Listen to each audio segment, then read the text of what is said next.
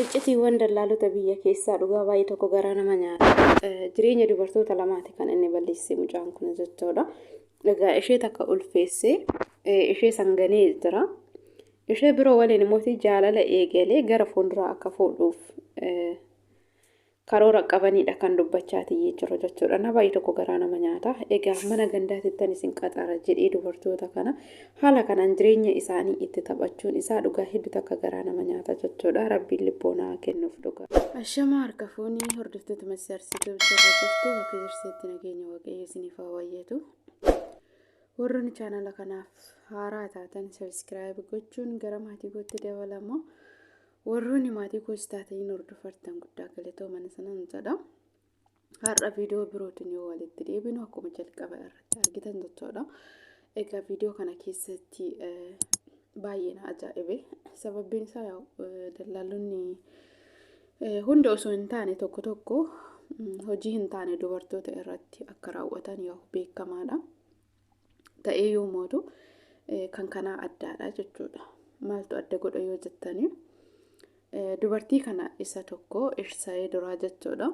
Biyyaansi amma kan kaameraa irratti mul'atanii jarreen kanneen lamaan haa ta'an malee kanaan duubatti namoonni hedduun jiraachuu danda'anii namoota hedduun sobee jireenya isaanii balleessuu danda'a hin beekamu. Garuu kan kaameraa irratti mul'atan jarreen kanneen lamaan qofaadha jechuudha. Isheen dubartii jalqaba irratti yommuu haasa'anii egaa akka ishee jaalatu ishee lammaffaatan akka jaalatu yeroo dhiyoo keessatti illee immoo sargii godhachuu akka hedanii kan dubbachaati jiru. Akkasuma illee mootu isheedhaaf amanee akka jiraachaa jiru. Tanaan dura akka dubartii hin miineetitti illee nama dubbachaa turedha jechuudha. Egaa isheen tunis isa kan amantee jaalatteeti kan waliin jiraachaa jirtu. Sababbiin isaa namni kun dallaaladha jechuudha. Ishee kana hojii galuudhaaf jecha isheen illee isa kana bira dhufte isa kanaan wal barte jechuudha. Garuu erga isheen bakka hojii deemtee booda nama kanaan yeroo boqonnaa ishee wal arguudhaan yeroo waliin dabarsuudhaan kan turanii. Jechuudha akka tasaa kaameraawwan warroonni viidiyoo waraaban kun arganii seenaa jaalala isaan gaafatanii akkamitti akka iddoo kana gahan akkamitti akka wal baran waan hundumaayyuu itti himee jechuudha. Osoo haala kanaan jiranu dubartii lammaffaan dubartiin inni dura ulfeechee biraa deeme yookiin gatee kan dingata itti dhufte jechuudha. Maaliif jennaan guyyaa suni boqonnaa baatetu nama kanaan wal argitu hin beekti waan ta'eef akkabaabii san dhaabbattee ilaalte natti fakkaate ni beekti waan ta'eef bakka tokkotti dhugaa jiru aggallaxuudhaaf jecha isheen tunis haa bartu jechaadhaaf jecha bakka sanitti dhufteetu nama kana qaban jechuudha. Na baay'ee ulfaata. Egaa dubartiin isheen duraatuni ulfooftee jirti. Inni yeroo kan ishee ulfoofte tana dhiisetu ishee biroo waliin jireenya jaalala eegalee jechuudha. Gara fuulduraatillee sargii godhachuudhaaf akka deemaa jiru kan dubbachaa turan jechuudha. Asitti jireenya dubartii tokko balleessee jira. Hin beekamu dubartii tana qofa osoo hin taane kan hedduu jireenya dubartoota hedduu balleessuu danda'a jechuudha. Har'a dubartoonni kun kan mana namaa hojjetan jechuudha. Mana nyaatachuu ta'e mastangidoo keessa kan hojjetanii. Namni kamiyyuu hojii dhuunfaa isaa tokko qabaatee osoo hojjetee osoo of danda'ee jiraate ofitti gammada. Garuu mootu haalli jireenyaa yoo itti ulfaatte namni filannoo biraa hin qabu. Mana namaa galee hojjechuudha. Of jiraachisuudhaaf jecha waan ta'eef filannoo namni kamiyyuu filatu sanidha waan ta'eef iyyuu jechuudha. Har'a osoo isheen mana namaa keessatti qaxarsiisee ishee hojjisiisu deebi'ee dubartii tana gaafa ulfeechee gatu baay'ee ulfaata jechuudha. Akkamittis daa'ima kana guddiste jedhee akkam akka sammuun isaa yaade ananaaf hin galu jechuudha. Har'a dubartiin kun nama of hin danda'in nama harkaa gara afaanii jireenya harkaa gara afaanii jiraatudha. Gaafa hojii san dhaabdee qarshiin isheen argattu kunis ni dhaabbata jechuudha. Osoo waan of danda'e tokko waan ishee tokko osoo qabaatte har'a dubartiin kun mana namaa hin hawwitu jechuudha. Har'a gaafa hojii mana namaa san dhaabde damoosni achi argattu sun kan har'a ittiin of jiraachisu yookiin kiraayii manaa ittiin kaffalattee uffata ittiin jijjiirratte waan garagaraa ittiin of jiraachistu kuni gaafa sanarraa dhaabbata. Gaafa isheen hojii kana dhaabde jechuudha.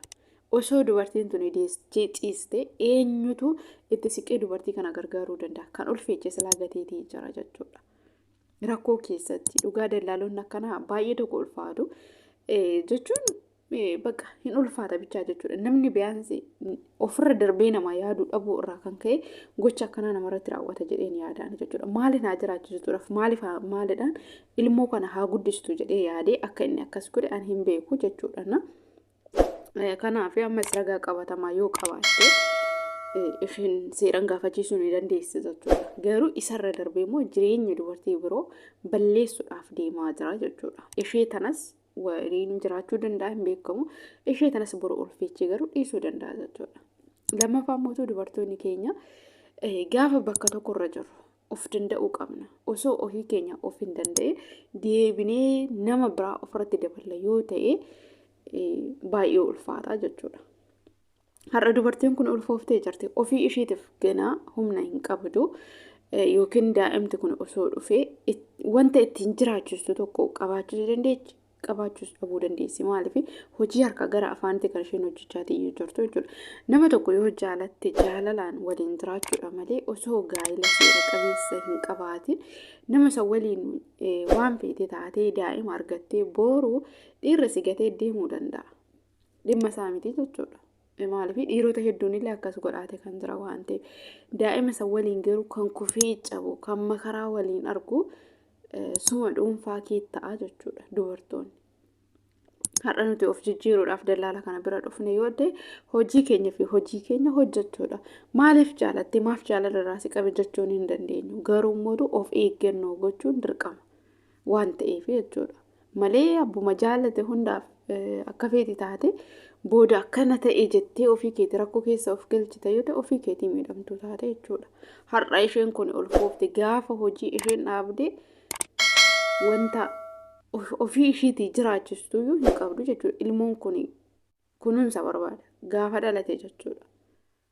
Osoo ofii ishiitii of hin danda'in inni kan ishee dhiisee jira jechuudha. Isa gaafachuudhaaf illee yoo ragaa hin qabaatin baay'ee ulfaatadha jechuudha. Gaa'ila seera qabeessa miti kan waliin jiraachaa jiran jaalattumaaf. Inni si jaaladhe siin jedheedhaaf osoo maatii isaa hin barin osoo maaloo hin jedhe waan akkana kana keessatti seenuun hin barbaachisu jechuudha. Sijjamar dallaalota akkana kana biratti karaa isaaniitiin hojii seenuun iyyuu hin barbaachisu. Nama rabbii isaa sodaatu yoo hin ta'in jechuudha. Ani akkamitti akka inni yaade bichaan anaan galu. Har'a garuu dubartoonni kun lamaan bakka tokkotti itti dhufaniitu isa hodhanii qabanii jechuudha. Hojii galcha jedheeti inni kan dubartoota kana sobaatee jiru. Kanaaf warroonni dubartootatillee waan tokkotti seenuudhaan dura dhaabbannee ofaa ilaallu. Ani maalirraan jira? Ofirra darbee ilmoo kanaan guddisaa jennee ilaaluu qabna. Akkasumallee immoo ilmoo kana guddisuudhaan alattuyyuu daa'imti kun har'a namichi kun ulfeechatuma biraa deema yoo ta'e boru alaafinnatiin abbaa itti hin argamu yoo ta'e daa'ima saniifillee ilaalcha gaariidhaan hin guddattu jechuudha. Hanguma ijoolleen biroo abbaan isaanii qabanii mana barumsaa deeman kan kee garuu boru gaafillee sitti uumuu danda'a waan ta'eef jechuudha. Har'a osoo jireenya ishee barbaade dubartiin tuni ulfa ishee tana gatee ishee kana bira hin dhufu jechuudha. Kanaafiyyuu gaa'ila seera qabeessan yoo hin ta'in ilmoo argachuun sirriidha jedhee hin yaadu. Waanuma biroo keessa illee galuuniyyuu hin barbaachisu waan ta'eef jechuudha. Ijoollee irratti illee dhiibbaa fida. Gaafuma ijoolleen dhalaataniyyuu jechuudha. Innaa ijoolleedhaaf illee gaafii itti ta'a. Boruu isaaniitiif jechuudha. Kanaaf ani baay'ee tokko ulfaata. Hojiidhaaf jedhanii akkas haala kanaan nama sobanii jireenya namaa balleessuudha. Maal jireenya namaa tolchuudha ree? Amma dallaalaan tokko alaafinnatii fudhateetu nama san hojii galcha jechuudha. Kan hojii hin beekne illee hin beektii nama cimtuudha maalidha akkasii waan akkasii jedheeni jechuudha. Maaliif innis qarshii achirraa argata gaafa nama tokko hojii galchuu jechuudha. Malee tola miti dallaalaan tokko achi dhaabbatee kan hojii galchu. Akkasiyyuu ta'e. Inni itti aanammoo birrii ishee isa bira teechifatteerti amma tuni jechuudha. Birrii koonaa galchi jetteen akkuma isaan tuni ulfaa'ee jetteetti dhufteeni birrii koonaa galchi birrii koo akkaawuntii kootirratti nagaa maaliif barbaachise osoo jireenya iyyuu waliin hin jiraate gara birrii kan ka'e akkaawuntii isaa irratti galchuuf boru osoo birrii san fudhatee badee hoo maal gochuu dandeessa? baay'ee tokko ulfaata jechuudha. Baay'ee nama amanuun yeroo tokko nama miidha jechuudha. Kanaaf dhiirota keenyaaf illee libboonaa haa kennu. Viidiyoon kiyya kana fakkaata. Yoo dogongora qabaadde dhiifama. Turtiin keessan viidiyoo itti aanu waliin haa ta'u.